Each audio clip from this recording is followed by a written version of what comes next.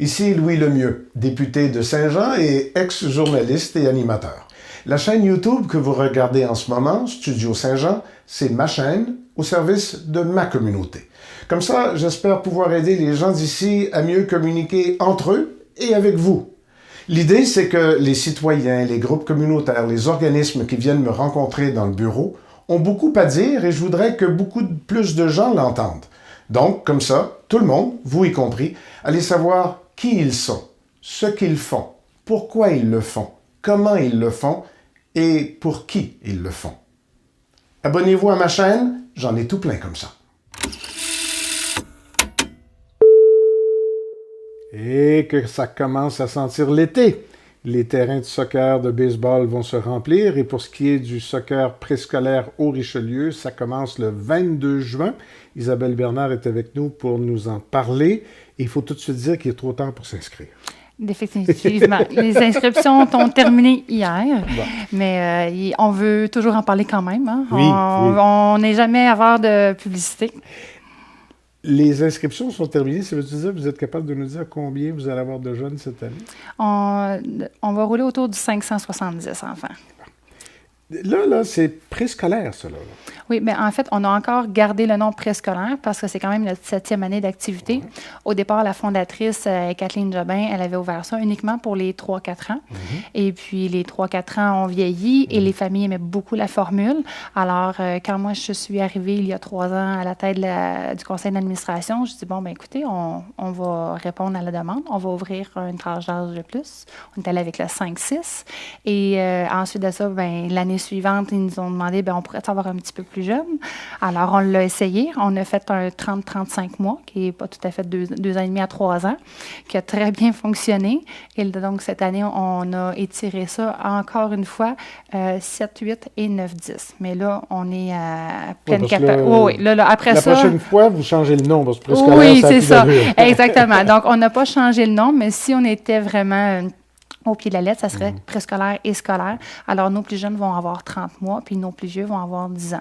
Après ça, ben ils sont un petit peu trop rough pour notre ligue, fait qu'on va les laisser passer au compétitif. Bon, moi, j'ai plus d'enfants de cet âge-là, là. Alors, aidez-moi à comprendre, c'est quoi les options? Quelqu'un qui veut faire du soccer avec un jeune, là, Oui. il n'y en avait pas, puis c'est pour ça que vous avez créé la Ligue? Ou... En fait, au départ, il n'y en avait pas pour cette tranche d'âge-là, le 3-4 ans, ici dans la région, puis même région élargie.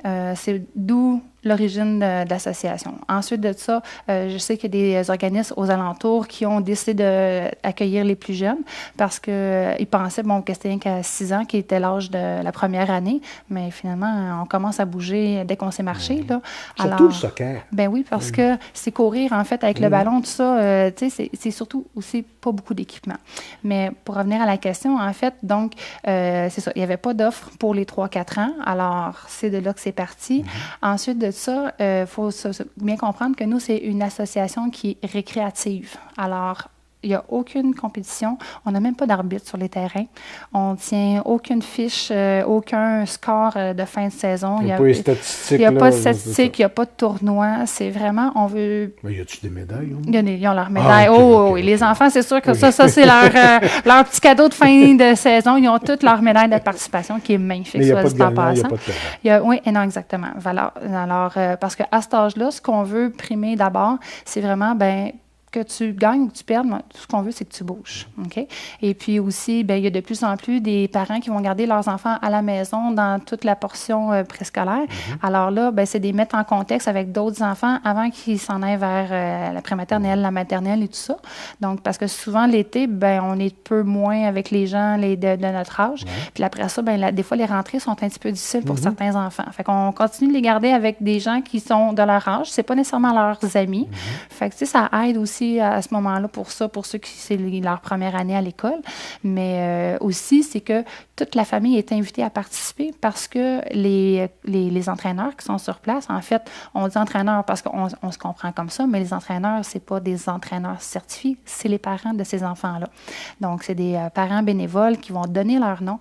Donc, quand tu as une famille de 5 enfants, qu'il y en a 2 qui jouent sur un terrain, il y a papa qui en surveille un, puis il y a maman qui est avec le petit bébé autour alentours qui surveillent. Je me dis, c'est une soirée de famille, ça, là. Donc, l'idée, c'est vraiment que tout le monde est là, est impliqué, participe, puis qu'on bouge. Finalement, on veut juste que tout le monde bouge. Je veux bien qu'on ne regarde pas de statistiques, mais on joue des parties, puis on marque Oui. des points. Là. Oui. C'est ça, exactement. Bien, ils sont conscients de comment est-ce qu'on marque un but. C'est sûr qu'on met ça le contexte récréatif, mais quand même, c'est pas... on s'en va dans... Tout le monde va dans le même but. Il n'y a pas juste un but quand même. Là. Fait que oui, on garde les règles principales du soccer. Et quand vous dites c'est pas des entraîneurs professionnels, mais en même temps, vous ne facturez pas des prix de fou non plus. Là. Non, exactement. Fait que ça aussi, c'était une des choses à laquelle on tenait beaucoup et qu'avec le changement de présidence, qui était vraiment bien important que tout ça se fasse de la même façon, c'est qu'à l'origine, Mme Jobin, qui était à la tête d'une famille très nombreuse, ce qu'elle voulait aussi, c'est que ce soit accessible autant au niveau de l'horaire, mais aussi au niveau financier, que ce soit au coût de l'inscription et aussi l'équipement qu'il y a à s'acheter. Parce que si tu as 3 enfants, à 150$ l'inscription, à 75$ l'équipement, ta petite activité d'été, elle vient de te coûter une demi-semaine de vacances. Là. Donc, on est à 50$ par enfant depuis les tout débuts. Et puis, je suis contente de dire que c'est encore le cas, mais que pour le même montant, on a ajouté une valeur avec la journée de lancement qui maintenant va être la 2e année où est-ce qu'on a des activités sur place. Donc, les gens ont un petit peu plus. Pour le même 50$, bien, ils ont toujours le chandail qui est fourni à l'enfant. Ils ont leur médaille, comme tu disais tantôt, à la fin de la saison. Ça paye aussi les chandails pour les parents bénévoles qui sont sur le terrain. Et puis, tout ce qu'il y a à avoir aux alentours, les équipements, bien, quand on a besoin de les renouveler, bien entendu, la peinture sur le terrain. Donc, vous êtes le commanditaire cette année. Oui, moi, j'ai choisi la peinture. Oui, alors, il y a quand même un 360... Mais j'ai pas besoin de les peinturer. Non, ça, on le fait. Mais les gens ne s'en rendent pas compte, mais il faut quand même faire les terrains à chaque semaine pendant les 6 semaines, la pluie, la tonte des gazons, l'entretien du terrain. Donc, quand les gens regardent, ils font comme, OK, il y a les chandails, les médailles, les buts, les ballons. Tu as l'impression que ça s'arrête à ça. Mais c'est plus que ça. Et la journée de lancement, c'est important parce que ça donne le ton pour la saison. Tout à fait. Puis en même temps, pour les jeunes, c'est parce que j'imagine que tous les jeunes veulent, là, mais en même temps, ils viennent de sortir d'école, ils ne sont pas nécessairement pressés de recommencer d'embarquer dans d'autres choses. Puis là, c'est une fête, ça devient vraiment une énorme fête. Là. C'est le 22 juin? Exactement, c'est un samedi. Alors, c'est où, hein? C'est sur le terrain de l'école Saint-John's, donc ils nous prêtent pour une 7e année, encore une fois, leur terrain. Et puis, comme tu le dis, ben, ils finissent l'école le 21. Puis le 22, ben, ils viennent nous voir, ils viennent chercher les chandails. Ils commencent à jouer quand? Donc, ils commencent le 24. Alors, cette année, ça tombe la journée de la Saint-Jean-Baptiste. Et puis, le 24, on veut ça que ça se fasse le plus tôt possible. Comme ça, ben, après les 6 semaines, il reste 2-3 semaines dans le mois d'août où là, ben, il n'y a aucune activité. Les gens sont plus vraiment vacances avant de commencer à se préparer pour la rentrée.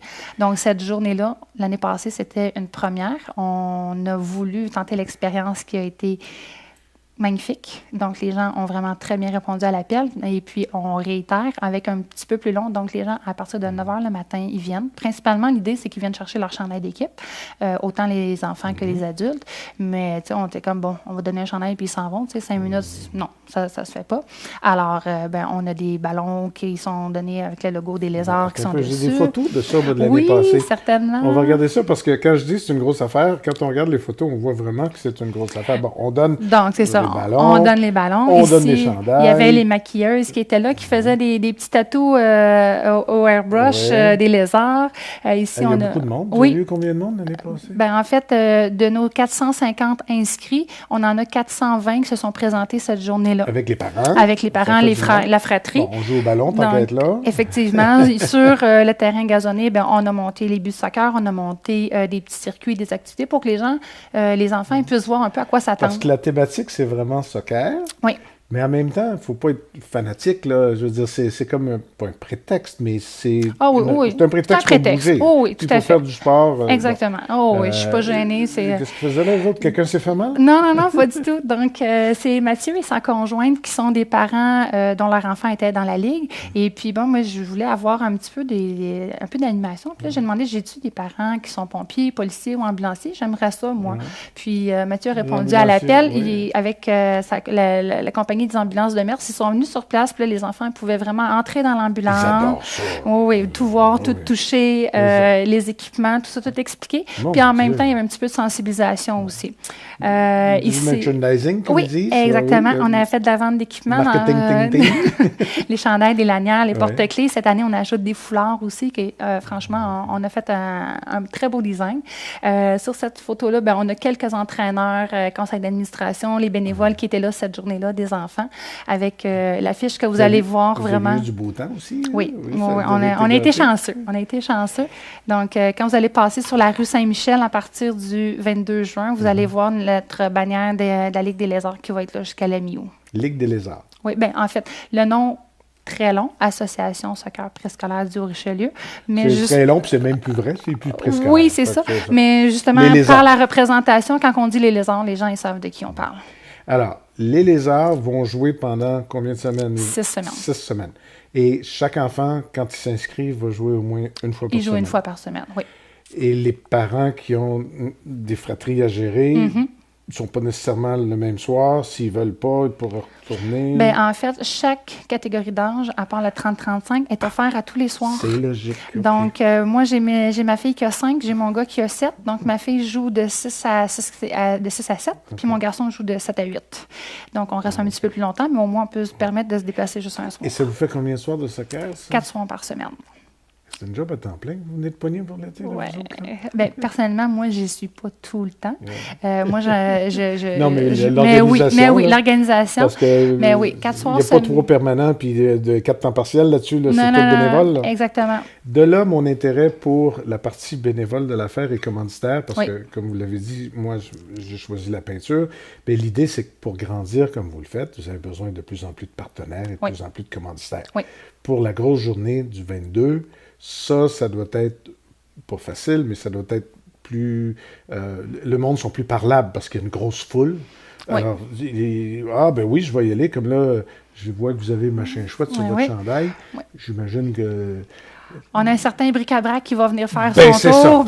Exactement, qui est là cette journée-là, puis même qui revient dans la saison, venir voir tous les enfants. La logique est là, ceci explique cela. Pour la journée d'ouverture, ça va. Mais vous avez des dépenses toute l'année, vous avez des partenaires dont vous avez besoin. Oui. J'imagine que vous ne les refusez pas, parce que moi, je dis toujours, quand on fait les vidéos, j'invite des gens qui viennent vous expliquer ce qu'ils font, pour qui ils le font, comment ils le font, puis de quoi ils ont besoin. Bon, là, on ne peut pas s'inscrire cette année, ça c'est réglé, c'est fini. Oui. Mais de toute façon, pour ceux qui s'intéressent, ils peuvent aller voir. D'ailleurs, ils sont probablement les bienvenus sur les terrains tous les soirs. Oui, tout à fait. Pas pour aller jouer, mais pour aller voir. Les gens viennent voir de quoi ça a l'air. Oui, c'est ça. Éventuellement s'inscrire l'an prochain, mais en attendant, vous avez toujours besoin d'aide. Là. Oui, exactement. Mais comme tu le disais, parce que même quand la saison est finie, après ça, l'équipement, il faut qu'il soit entreposé. Le site Internet, il faut qu'il soit maintenu. Puis aussi, même les gens continuent de s'appeler de nous appeler. L'année passée, on était au mois de septembre, les gens nous appelaient « quand votre saison d'automne? » Puis là, t'es comme on n'en a pas de saison d'automne, fait qu'on n'est pas sur le répondeur jusqu'au mois de mars de l'année d'après. Fait que oui, on continue de faire parler de nous, puis c'est ça qu'on veut aussi. Mais oui, les partenaires, c'est très important. Et là, si j'ai bien compris, on va avoir une centaine de plus d'inscriptions. Ça veut dire que la journée d'ouverture, le lancement, on va avoir encore plus de monde. Plus de monde sur place. Donc, c'est nos 570 enfants. C'est sûr, c'est pas 570 familles. C'est un petit peu moins parce qu'il y a des frères et sœurs. Mais ces familles-là viennent avec les frères et sœurs, puis même des fois avec des amis. Donc, puis si c'est pas juste un parent, souvent c'est les deux. Puis durant la saison, on a souvent grand-papa, grand-maman, l'oncle, la tante. Mais c'est ça qui rend la chose agréable aussi. C'est ça. Le terrain est tout le temps... Il y a presque autant d'adultes qu'il y a d'enfants sur mes terrains. Donc, mais il vous manque quoi, là? Parce qu'au moment où on enregistre, en toute transparence, on est le 18 mai. Il reste 2 semaines... plus que ça, il reste un mois et il nous reste encore 5 semaines de préparation. Dans votre liste de choses à faire, ça c'est trop long, il y en a trop, là. Mais dans la liste de choses à trouver, là, qui est problématique, sans nous donner des noms puis des montants, vous avez besoin de plus d'huile de bras, plus d'argent? Pour la journée du 22, c'est sûr qu'on a besoin de bénévoles pour remettre les chandails. On a besoin de gens qui vont orienter, qui vont animer les points d'activité de circuit sur le terrain. Ça, c'est sûr et certain. Donc, puis aussi, c'est que moi, à partir du moment que j'ai un ado de 15-16 ans qui a de la drive, j'ai pas besoin d'avoir un adulte, là, parce que des fois, on dit, écoute, mon ado, moi, il joue déjà au soccer dans une ligue compétitive, il serait capable. Oui, je les prends, là, on implique tout le monde. Là, fait que à ce moment-là, si il y a des personnes personnes qui veulent se porter bénévoles pour la journée du 22, qui sont disponibles entre 8h30 le matin et 1h l'après-midi, ben, ils ont juste à nous écrire sur la page web. Là, tantôt, on met la page web, on met un Facebook aussi, le Facebook, on est en train de voir ça au bas de l'écran. Un mot sur le soccer, parce que vous l'avez dit, une chance, l'équipement ne coûte pas trop cher. C'est vraiment pour ce que vous avez, parce que vous êtes un peu victime de votre succès, même si vous n'êtes pas encore victime, là, mais mettons que vous avez du succès. Mais c'est un peu beaucoup la magie du soccer, ça. C'est la disponibilité, l'accessibilité, la capacité de bouger. C'est un sport complet, il y a tout ce qu'il faut. Ben, exact. Tu vas dans un parc au coin de chez toi, là, puis tu vois 2 enfants, un ballon, merci, bonsoir, ils s'amusent. Donc, ils n'ont pas besoin de plus que ça. Les souliers à crampons, les gens m'écrivent, j'ai-tu besoin de ça, j'ai-tu besoin de protège-tibia? Non. Moi, si ils jouent dans ta cour, déjà au soccer, c'est le même principe, sauf qu'on rend ça avec nos équipes. On veut vraiment amener ça, que ce soit facile, autant pour les parents, pas de casse-tête, parce que tu as déjà la liste d'effets scolaires qui va rentrer au mois d'août. Là. Donc, c'est ça. Le gouvernement travaille là-dessus. Je dis pas qu'il n'y en aura pas, là. Mais pareil. Mais oui, non, mais c'est vrai. C'est ça. Mais la beauté de la chose aussi, c'est qu'il va y avoir quand même un certain hiatus, un temps de pause avant de retourner à l'école pour la rentrée. Donner le temps aux familles d'être en vacances. Oui, exactement. 6 semaines intensives, 4 soirs par semaine, mais le soir, ça doit commencer assez tôt. Entre 6 et 8. Entre 6 et 8. Après ça, à cette heure-là, les enfants, vous les couchez maintenant. Hein? Puis s'ils ne veulent pas aller se coucher, on attend qu'ils dorment. Mais la journée...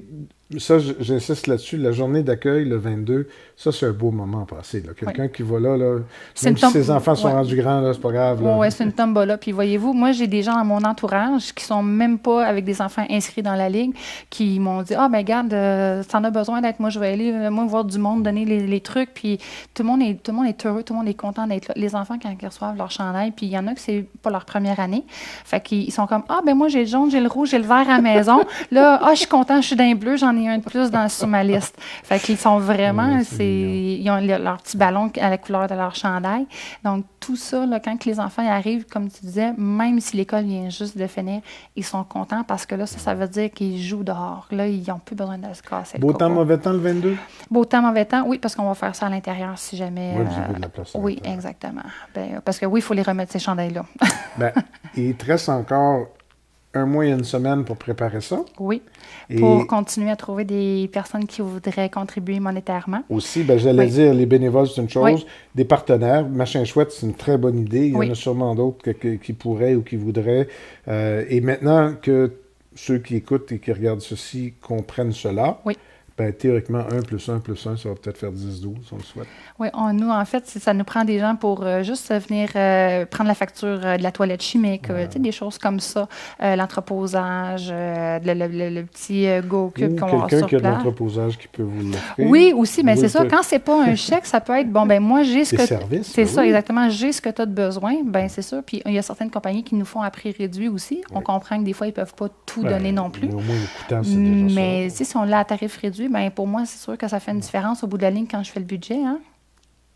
Alors, je vous souhaite une très belle et bonne saison et je serai là le 22. Excellent. Avec Merci plaisir. beaucoup. Merci. Merci. Bonne saison.